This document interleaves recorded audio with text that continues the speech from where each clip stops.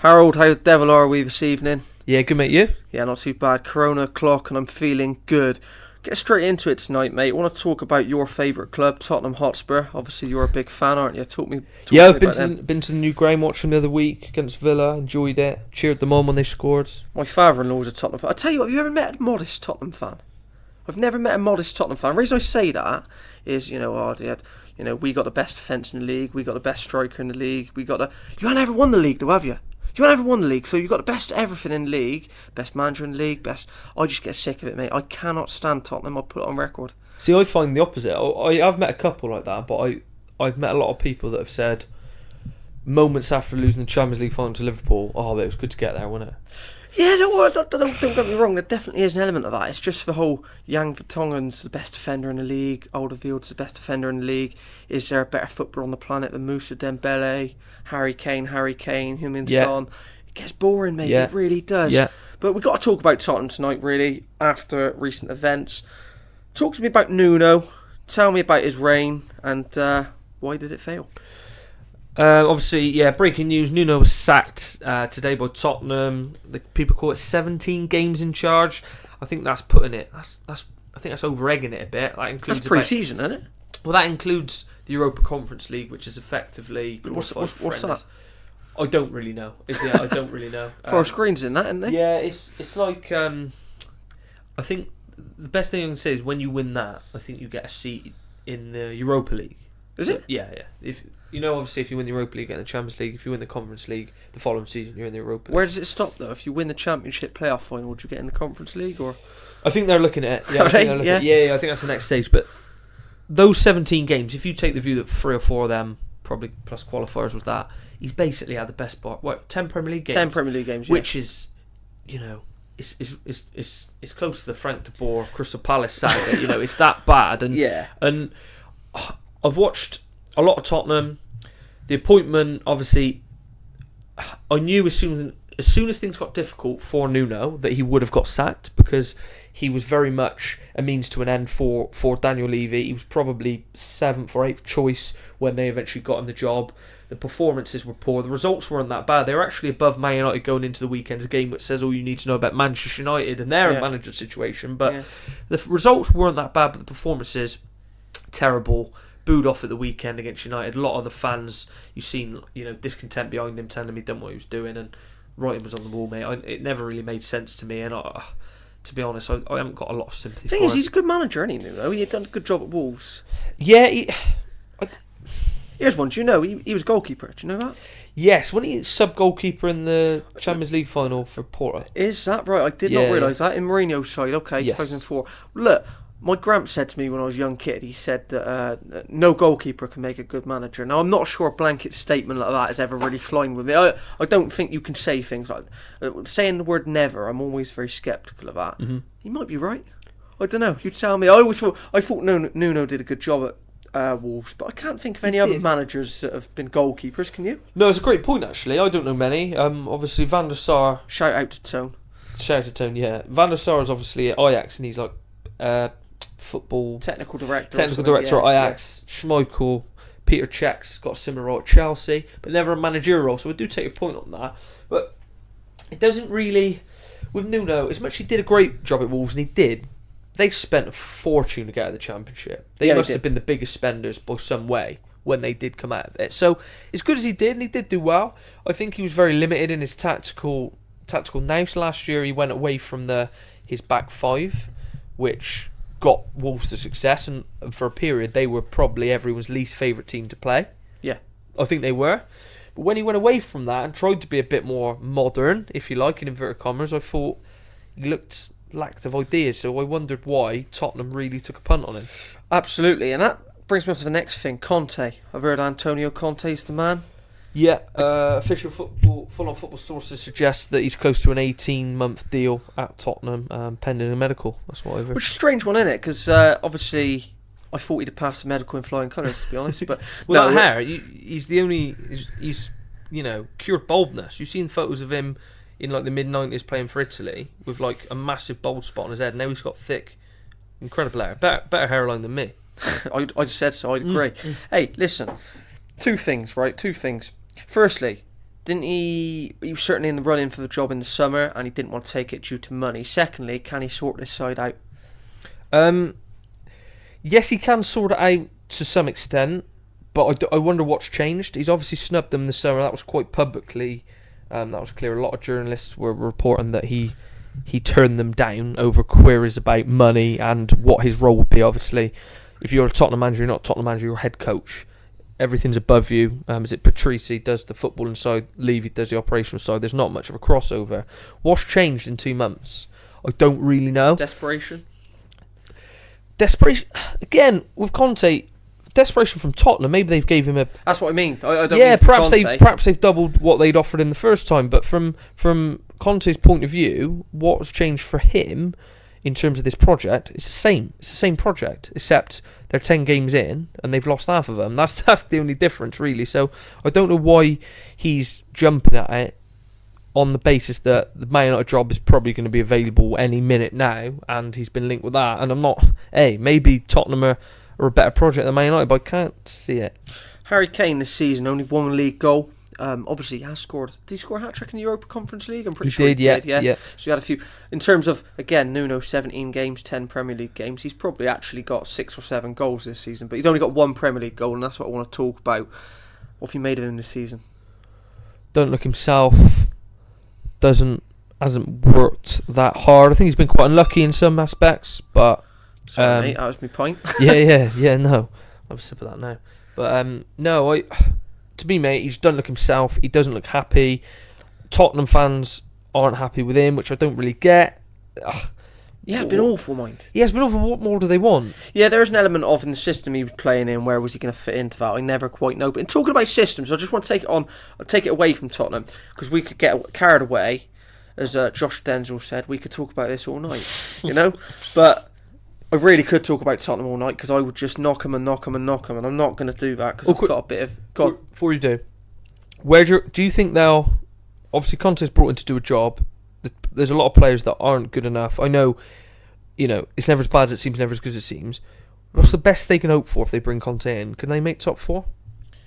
No, it can't happen. It can't happen this season. And what I would say is Conte's not going to put up with it, and he will absolutely overhaul the side. But you're going to have to also compromise style. You're going to have to compromise a lot, and it's very much a dictatorship. So you either get on board or you don't. Don't hire him unless you're going to get on board with it. And he's a winner. So, hey, if I was a Tottenham fan, get behind him. That's what I'd say. I'm taking it in terms of style, taking it away to another side in London, a bigger club. West Ham United. Why'd you laugh? Oh, nothing. No, nothing at all. West Ham. Well, no, some high-profile person on the radio said that this week, and I just laughed. Did they? Jamie O'Hara, was it? I think so. Yeah. God, what a pundit. Well, it might have been Agbonnahor. It was one of them two world idiots. Class. Yeah, idiots. World class pundits. Anyway, we'll take it on to West Ham this season. I did say last week wanted to make it all about them after the 5-0 win in the North West at Everton. 5 goals at home, not a 5-0 win. Obviously, we had to talk about Man United Liverpool. Yeah, we did. Yeah. 5-goal defeat at home. You had to, didn't you? But West Ham, talk to me about how good they've been this season. Oh, mate, they are. I want to say incredible. It's too early to say, but they have been superb. I did fear for them. I thought they'd struggle without Jesse Lingard. I know that sounds silly, but he was such a big part of what they did in the second half of the season. Thought they'd miss him. They've gone from strength to strength. They're more expansive this year than I think they were last year. Declan Rice has been a joke. How good he's been. He's been a joke. One for you. Best midfielder in the league at the moment? I think McTominay would have something to say about that, but I think Fred and Declan Rice are up there. Yeah. They do. No, Fred and McTominay come as a pair, don't they? Yeah, they do. And they don't do as much as Declan Rice does on his own, which is frightening how good he's been. 22 years old, probably would be. Yeah, on form, I think he is the best. Rice and Soucek come as a pair as well, mind. Yeah, they do, but they both do their own job, and they're both very good on their own. I think that's the difference. If Soucek was English, would he be in the England side? You talk about like the Calvin Phillips, Declan Rice combination, just the way they work together, the goals that he brings. You'd have to be considering him, wouldn't you? You'd have to consider him. I don't think he quite would do enough. I know it's not fashionable. I get it. I do. But honestly, in terms of like the... You like Rice, don't you? Oh, yeah, I do. Calvin Phillips is not that fashionable. In reality, there are better midfielders. Jude Bellingham might be more appealing. Phil Foden's more appealing. But you're picking a balance. You're picking a partnership. And Rice and Phillips have worked in the Euros. And they continue to be first choice now. And obviously that will change with time. But what I'm saying to you is, if Souček was English, you pick the partnership. Xavi and Iniesta, mate. Xavi and Iniesta. Partnership. What, you'd go with that? Well, no, I'm just saying it's an option. Isn't it? Yeah, it's an option. Think about it. Yeah, I guess so. And you base a lot of you'll pick a team and you'll go Busquets, Xavi and Iniesta despite individually not being... Yeah, great. Look, so Fernandinho better than Busquets on paper, but look, picking a collective, so yeah. Yeah, no, it's a good point. And I think what's good about West Ham is it seems to... There's momentum rolling, and in the last week there's been talk of a takeover. Did you hear about that? About someone buying a major stake in West Ham, who by all accounts has got a lot of money. Which is great for West Ham fans. New stadium expansion being improved, which is great again. I think they've learnt from their mistakes of the previous of moving to London Stadium and not consulting the fans in that process, which obviously caused a bit of discontent with the owners. I think they've learnt from that, so it's great. David Moyes, obviously, great young manager. He's. Do you know he'd be good for? Go on. Man United. Yeah, I know he would. Yeah, no, he would, and he would, and he. I thought he was finished. West Ham sacked him. They then hired him 18 months later, and I thought that was the laziest managerial decision in history. Mate. I told everyone that. I said it was the laziest decision I've ever seen, and West Ham owners should be ashamed of themselves. I think you said that on the show. I think I did, and how wrong was I? Because I wasn't in the interview. David Moyes is clearly... He's reinvented himself. He has reinvented himself, and, people say about, can't teach an old dog new tricks, but he's proven that he's clearly a very... open-minded, flexible manager, and I actually do think that he has kicked on tactically and flexibly since he has been back at West Ham at the age of probably 60 years old, which is fantastic. We talked about this before. It's I admire it. I seen an interview when he took the West Ham job the second time round. Before, obviously, we're looking at it now with hindsight, and he's done well in the last 18 months or so. But before this period had actually he'd just taken the job for the second time. Mm-hmm. And he said about how much he'd learnt at RB Leipzig, being sort of, I can't remember what his role was there, but like sort of director of football, something like that. How much he'd learnt and how much he'd embraced a new way of thinking and new ideas, yeah? And I was thinking, is he just blagging his way for an interview? Is he just saying it? He really has. He's taken on board a lot of new ideas. He was always sort of, you think back to Tim Cahill playing up front, Duncan Ferguson, all these players, 4-4-2, quite boring, quite stable. He's gone away from that. He's quite adventurous. 4-2-3-1. It's good to watch him play. It was always good to watch Leipzig play, by the way. But he's learnt a lot. Yeah. And he's imprinted a new style on West Ham, which they love it. They love it. They're amazing this season. I think, to be honest, they'll probably make the top 4.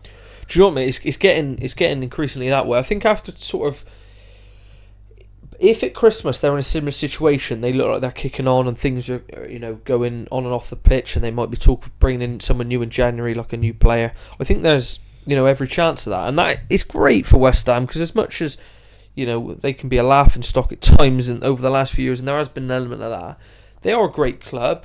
They are, in my mind, a big club historically, and always have been. And they, to be honest, they've been around the houses a bit like Newcastle, not to the same level, but they've had it tough. I think the last few. I don't think they expect a lot. I think that's the big thing with West Ham fans. I'm not a West Ham fan. I'm talking on their behalf. I don't think they expect to be a Liverpool, Manchester United, and Arsenal. I think they just want a team to be competitive, and that for the last 10 years, it's been a roller coaster, really. So it's great, mate. And Mikel Antonio, would you take him? How many goals would he score if he played for Liverpool? Oh, at least 15. And not only that, mate, not only the goals, he's a handful. Oh. He's quick, he's strong, he's persistent, he don't stop going. Honestly, I'd hate to play against him. And you talk about, who would you not want to play against? There probably not many players in the league that you'd, put above in terms of, not wanting to play against them than Mikel Antonio. What a handful. In terms of the all-round package, this is going to sound ridiculous, right? It's going to sound ridiculous. Van Dijk would want to play against Ronaldo probably more than he'd want to play against Mikel Antonio. Yeah, I bet he would. Not because he thinks he's better, not because he is better, and Ronaldo's more likely to score, and I get all that. He would have a tougher 90 minutes of football against Mikel Antonio. Ronaldo ain't going to press him. Ronaldo's not going to come. Ronaldo's brilliant in the air, by the way. Best attacking header of the football probably ever. But he's not going to compete for those pointless headers in the middle of the park for no reason. He's not going to elbow him in the ribs when he's going to... Mikel Antonio will, and he will run the channels, and he'll... Yeah, nightmare to play against, mate. Talk to me about Chelsea. You're a big fan of theirs. You've been talking about them this season being total favourites. About your concerns. Have those concerns sort of faded away over the last couple of weeks? Well, look, in terms of you've said there about I'm a big fan of theirs. I can't stand them, first off, and secondly, that's it. Don't spit your beer out. Yeah, but, snap. Yeah, look, can't stand them. And in terms of you saying that you've made out there as if I've called them title favourites the old way. I wish I had. I haven't. I've been quite vocal of the fact I didn't think they could win the league. Yeah, fine. And the reason I didn't think they could win the league was this. I think they're a brilliant side. I think, they're hard to beat and all of these things. I wouldn't have minded betting at the start of the season they'll probably get beat at least. I just thought there was a lack of goals in the side. I know that sounds ridiculous. They're probably scoring 2 or 3 a game. And they get goals from all over the park. I thought there'd be a reliance on Lukaku. And he's only scored 3 this season, and I thought basically they draw games they should win. Mm-hmm. And to be honest, mate, that has literally been what I thought for the entire first 9 games. I thought it's coming. I've looked at half-time on the weekend, 0-0 Newcastle, and I thought, there you go. It was coming at some point. You can't keep blagging your way, and then they win 3-0. Yeah? It's now at the point, Man City losing and Liverpool dropping points. I do think Chelsea are title favourites now. Now, that's not to say it won't change. Long way to go. I don't see an obvious weakness in the side. No. And they get goals from all over the park. So despite the fact there's only one player that I see that's going to score plus 10 plus, it's not a concern, really. So that's my thoughts on that. Yeah, that's fair enough. I take your point. There are goals all over the pitch. I think every defender on the books has scored this season, which is incredible.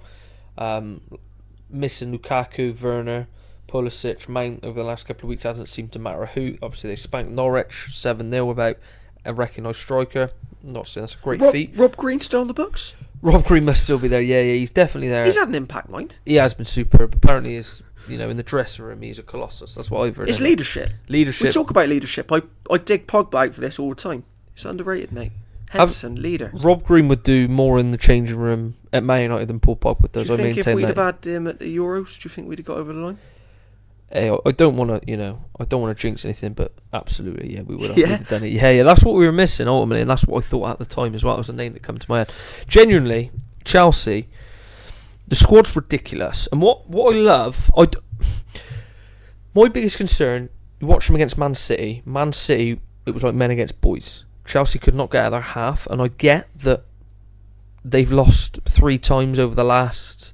Chelsea beat them the last 3 times with Tuchel and well beat them. So I'm not saying this is going to be a pattern. But the Chelsea-Man City game at the Bridge, Man City made them look average and Chelsea could not get the ball. On a head-to-head basis, I still think that Liverpool and Man City, if they played each other, if they did a round robin of those 3, if they only played those 3, Chelsea, Man City and Liverpool played each other home and away, I think Chelsea finished bottom of the pile.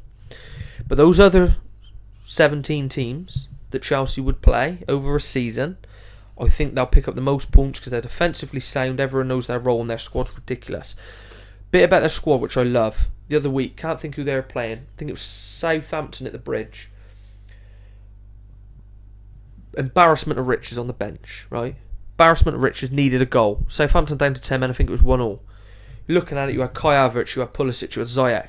He brings on Ross Barkley. He would have probably been my last choice of a player to bring on. Someone who's been alienated, not been involved. He's been very poor in the probably 4 years he's been at Chelsea now. Really? Ridiculous. Brings on Loftus-Cheek, Ross Barkley, both change the game. Great man management. Great rotation. Whoever seems to come in does a job at the right point. The 2 centre-halves that played against Brentford were superb. The 2 young lads, he brought them both in for that game. It's such a well-oiled machine at Chelsea, and I think that's the best way to describe them. They're a well-oiled machine. Whoever comes in knows their job and does their job well. They've probably got 24, 25 players they can call on, which is a joke it's an absolute joke. It's an embarrassment of riches. And I do think it's getting to the point now where you're right, that they probably are title favourites as we speak right now, albeit I don't think they're as good. I just don't think they are as good as Liverpool, Man City, but I think they will probably drop less points and concede less goals.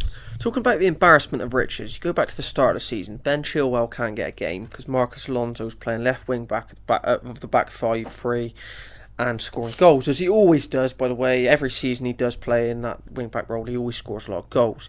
Looking at him now, Lukaku's got 3 league goals this season. Reece James is their top scorer with 4, right wing back, and Ben Chilwell had that little run of goals as well, where he scored sort of 3-4 games running, didn't he? So there is a theme there. The wing backs scoring a lot of goals. That has to be something tactical. There has to be some element of credit that goes to Thomas Tuchel. There's something they're doing there for wing backs to all be chipping in with goals, you know? Yeah, and what is more baffling is I don't think he played the back 3 at PSG or at Dortmund. No. I feel like he stumbled on it. Yeah, I does it so well. I still think that now, because I will hold my hands up. Looking at that Chelsea squad when Frank Lampard passed the baton, if you will, for me it had to be 4-2-3-1. It had to be with the players they had at their disposal, and I think he came in and he was playing that to begin with. He kind of, I can't help but feel like he did kind of stumble on the 3-4-3, and even with the personnel they got now, I still think you get the best players in the best positions playing 4-2-3-1. Agreed. Yeah, agreed. But it just works. The 3-4-3 just works for him. So, hey, credit to Thomas Tuchel. He's done an outstanding job. You'll remember me saying I actually had some hesitations when they took him on from after Frank Lampard getting the sack. I was wrong. I have to say it. I was wrong. I also said the same, and maybe we jumped the gun. I think our reservations were about his man management. Yeah, which will show in time, sort of 2 years down the line. Yeah, but when I guess it was the same with Conte at Chelsea and Mourinho and whatnot. When a manager comes in, if his man management ain't great, it doesn't really matter. He's got a new manager comes in at Chelsea. They've got 18 months. In the first 6 months, in general, they can get away with what they say. You can get away with digging players out. You can get away with upsetting people because the players probably have to accept that you're going to be here for a while and they have to like it or lump it. When a manager's been there for 2 years and things start to go wrong and they start to call people out and upset the wrong people is when it can quickly unravel. Yeah. But maybe Tuchel, he's come in the first few minutes, for a few weeks, months, however long it may be, first 6 months, he's probably got an element of, he's quite untouchable and he can say what he wants and upset who he wants, and players sort of have to get on board because there's no danger of him really being kicked out the door after Frank Lampard sort of 18 months of did well. He wasn't taken over from a serial winner, so he probably had that bit of leeway where he could upset people and be a bit more ruthless, which I think he has. Remember, he took Hudson-Odoi off. He brought him on and brought him straight back off after sort of 10-15 minutes. Yeah, I don't think you can get away with that 2 years into a project. That kind of decision-making was exactly what I thought in the modern world. I don't think you can really get away with that. I think the only reason he has got away with it is because he keeps winning, which is something that Chelsea Football Club have done a lot over the years. And that's all we got time for this evening, I'm afraid. But Harry, it's been great to catch up. Yeah, cheers, mate. And cheers for the Corona. Yeah, cheers. Take care.